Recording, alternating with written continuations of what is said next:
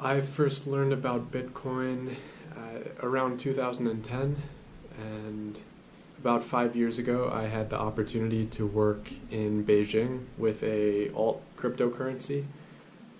That really allowed me to dive in and learn about the mechanics, and with that I have a background in finance and accounting, so I have a good understanding of how monetary systems work, how the economy works, and right off the bat I saw there were some big issues with Bitcoin. Bitcoin is not sustainable long term. So I got out of the field, and then I kind of got pulled back into it. Recently, I had to send out, in a rewards program, I ended up personally sending out $494,000 worth of Bitcoin to 1,800 people.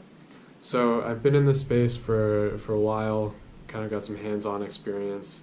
And the three big issues I want to bring up: one, Bitcoin is inherently deflationary. Two, although it's a decentralized platform, which attracted a lot of people to Bitcoin, there's been a lot of centralization.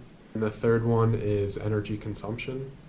These are just three big issues I saw right off the bat. There are plenty of other flaws which some altcoins are trying to solve, but they've kept me on the sidelines and I have not personally put money into Bitcoin.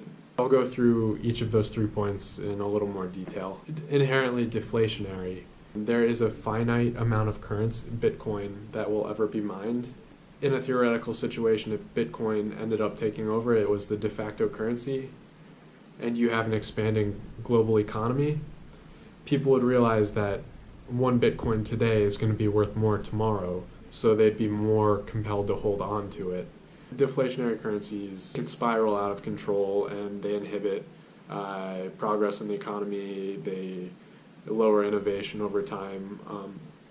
That's one reason central banks really shoot for a low inflation target.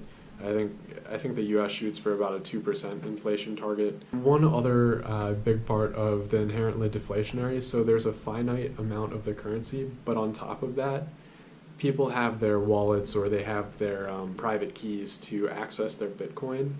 Over time, people forget their passwords and they lose access to their Bitcoin, and then that's out of circulation altogether.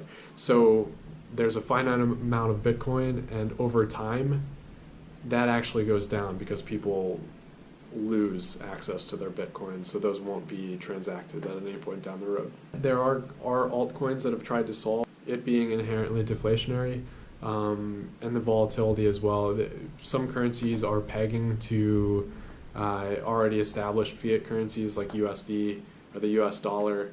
There was a currency a while back, a cryptocurrency called Basis, which was going to peg to the US dollar, but that project was shut down. The second reason that Bitcoin is not sustainable, or it just pushes people away, is what brought people to Bitcoin initially is that it's a decentralized platform. Governments, regulators didn't have really control over inflating and deflating the currency. But now a lot of Bitcoin transactions are going through third parties like Coinbase. So it's kind of been re-centralized, and with that, there's more human error, there's more security issues, and fees on top of that. So some of the problems that Bitcoin was trying to solve, some of those have persisted through. Now, the third other reason that I've stayed on the sidelines from Bitcoin is the amount of energy consumed in mining Bitcoin. The miners are trying to verify ledger transactions and solve increasingly complex problems. But these problems don't really add a lot of value to society.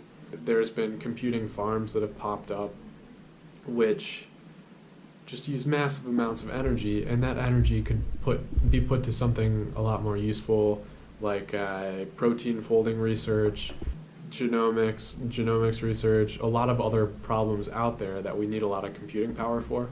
So that type of grid computing could be put towards a better use. One way around that issue of just the massive amount of energy consumed to sustain Bitcoin could fork, or they could switch from a proof of work to a proof of stake system, but I don't see that happening. Some other altcoins have popped up to try and solve those problems. They've switched to proof of or just flat out started with the proof of stake system, but they really haven't gained a lot of traction. Yeah, so those are the big three issues with Bitcoin, although I'm a big fan of the blockchain technology. It's amazing innovation, and it's being used in a lot of really cool ways. So I won't invest in Bitcoin, but if I find some good blockchain investment opportunities, I will.